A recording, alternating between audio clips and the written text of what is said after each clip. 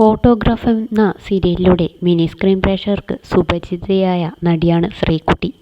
വിവാഹശേഷം അഭിനയരംഗത്ത് സജീവമല്ലെങ്കിലും സോഷ്യൽ മീഡിയയിലെ നിരന്തര സാന്നിധ്യമാണ് ശ്രീകുട്ടി. വ്യക്തിപരമായ വിശേഷങ്ങൾ പലതും വ്ളോഗുകളിലൂടെ താരം ആരാധകരോട് പങ്കുവയ്ക്കാറുണ്ട്.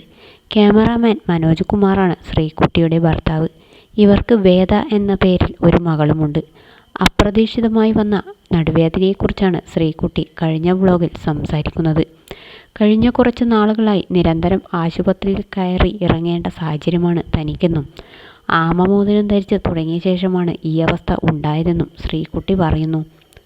മാസത്തിൽ ഒരിക്കലെങ്കിലും ഏതെങ്കിലും ആശുപത്രിയുടെ നട ചവിട്ടിയില്ലെങ്കിൽ സമാധാനം കിട്ടില്ലെന്ന അവസ്ഥയിലാണ് ഞാൻ. ആമമോതിരം തന്ന പണിയാണോ എന്ന് ചോദിച്ചാൽ അറിയില്ല. ഞാൻ അതിലൊട്ടും വിശ്വസിക്കുന്നില്ല. വിശ്വസിക്കുന്നവർക്ക് വേണ്ടി പറയാം. ആമമോതിരം ഇട്ട ശേഷം മാസത്തിൽ ഒരിക്കലെങ്കിലും ഞാനിപ്പോൾ ആശുപത്രിയിൽ പോകാറുണ്ട്.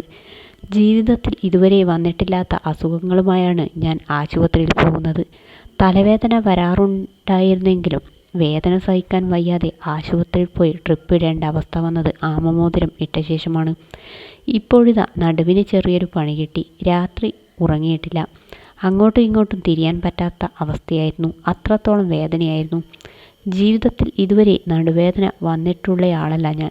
അതുകൊണ്ട് തന്നെ എന്താണ് സംഭവമെന്ന് മനസ്സിലായില്ല. യൂറിനറി ഇൻഫെക്ഷനാണെന്നും ബാക്ടീരിയ ഉണ്ടെന്നും ടെസ്റ്റ് ചെയ്തപ്പോൾ മനസ്സിലായി. വെള്ളം കുടിക്കുന്നതിൽ ഒരു കോംപ്രമൈസും ഞാൻ ചെയ്യാറില്ല.